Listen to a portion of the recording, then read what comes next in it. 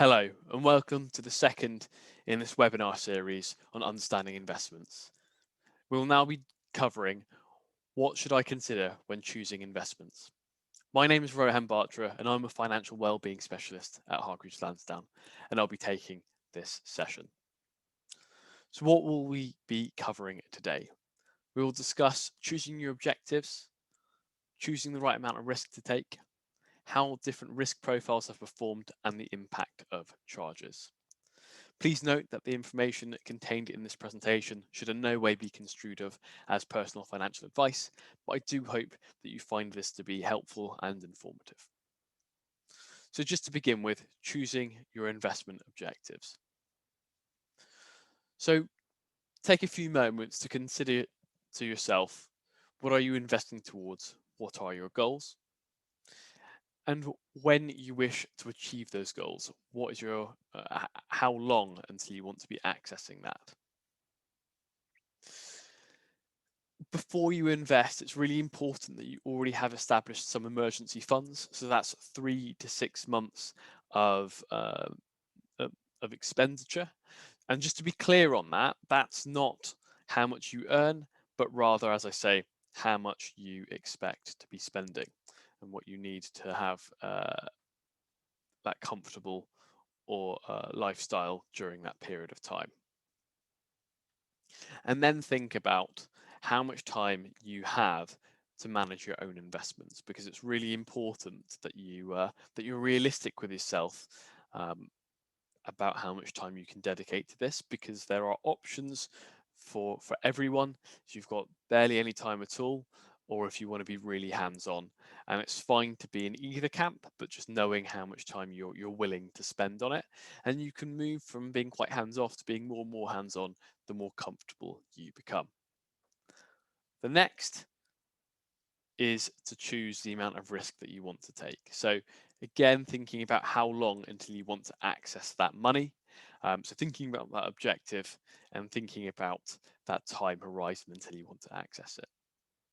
How comfortable are you with volatility? So your investments can fall as well as rise, and they could go up and down by quite a significant amount. Or if you're not happy with them going up and down by a lot, you could choose a more conservative investment, which might not give you the same total return, but would be less volatile and might give you a bit more peace of mind. And finally, thinking about what could you afford to lose? What would happen if that investment were to halve in value?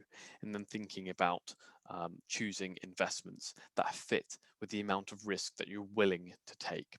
Not all investments will be so risky that you'd be likely um, um, to lose half of it, but some may well be, bearing in mind that all investments do carry the risk of loss.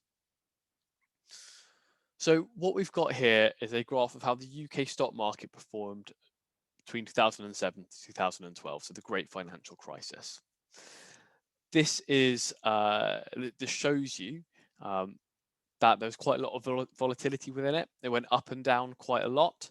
And you started off with £6,000, and it took you quite some time to get back to that £6,000 or £6,500 that you would have had back in January 2007. So effectively 5 years to go all the way down and to go back up again. And that could have been quite an uncomfortable period. Now, with investing, we do tend to suggest to take a long-term view. So that's a minimum investment period of 5 years. And this graph here should illustrate why that minimum investment period of 5 years can be quite important. Now, just to be clear again, this is not a guarantee of how future performance may be.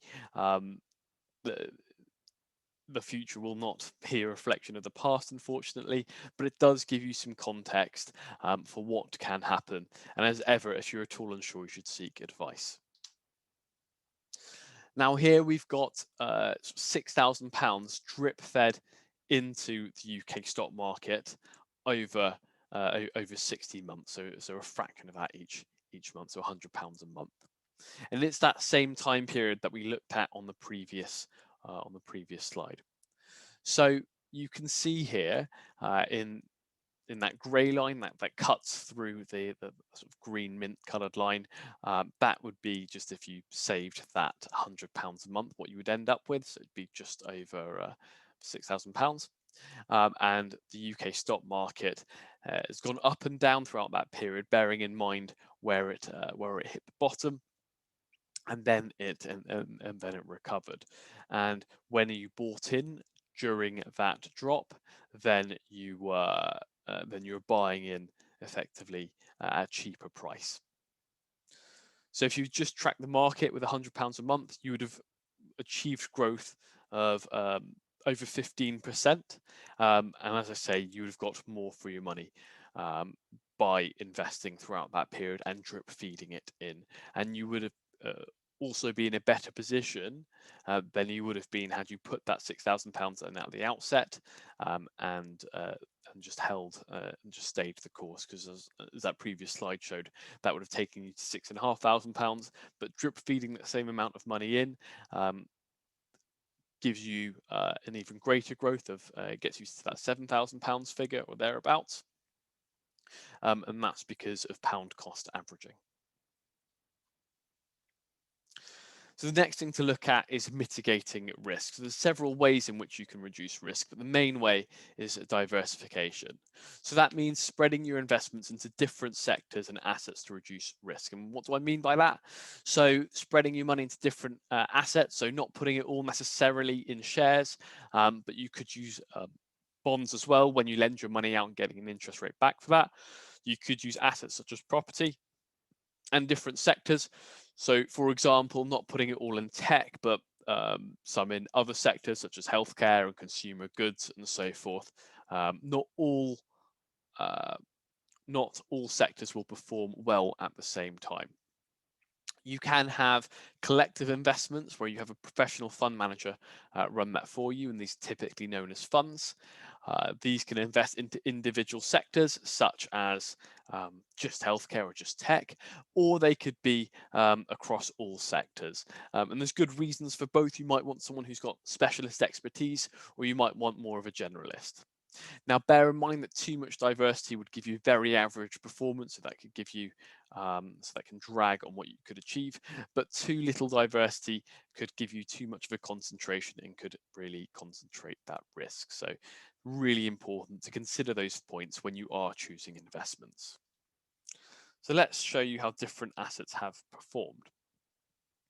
So the best performing sector over the past 15 years has been global shares, but they are the most volatile. You can see at the bottom, the left-hand side of the screen, I should say, it does hit the bottom. It hits the shares that perform at the very top in 2006, 2007, and then it drops down to the very bottom performing asset in 2008.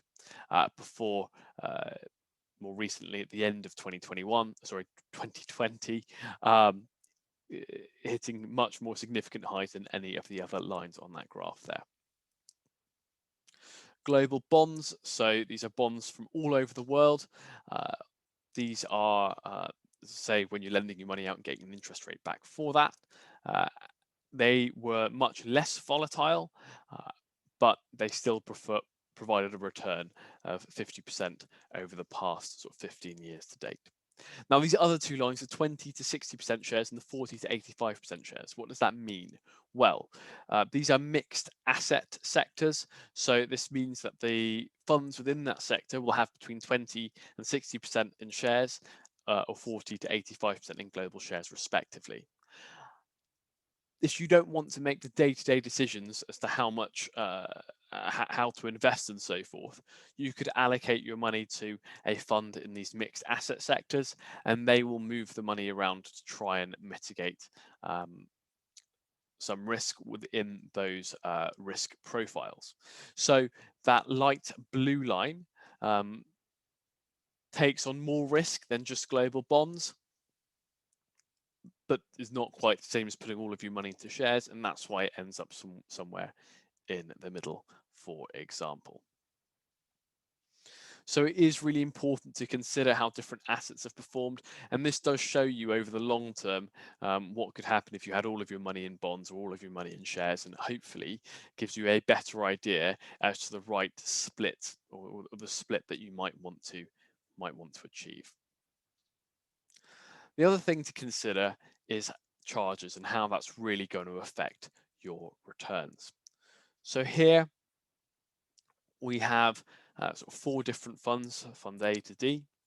We're looking at £1,000 invested for 30 years, and you can see that after 30 years, you've got different amounts in each fund. Now, without knowing anything more, you can see that Fund D has performed the best by quite a considerable margin. Now we can look at their returns. So Fund D has outperformed all of the other funds. It had a return of 8%, but it also had the highest charges.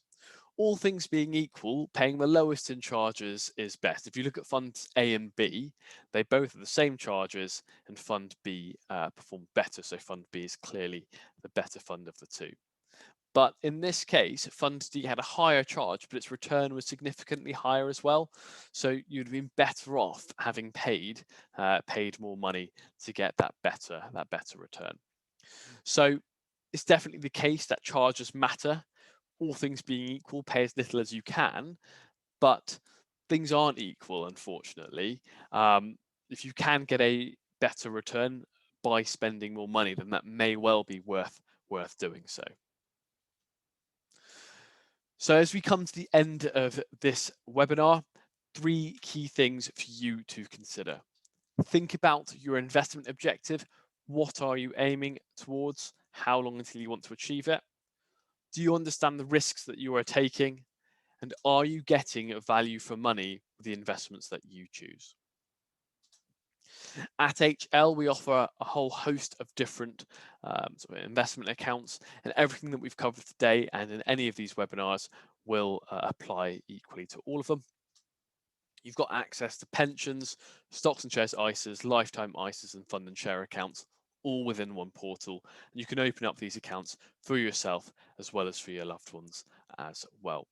We're happy to help you out. We've got a wide range of investment choices and support to help you make your own well-informed choices. The support, of course, does come in part through these webinars, but it doesn't stop here.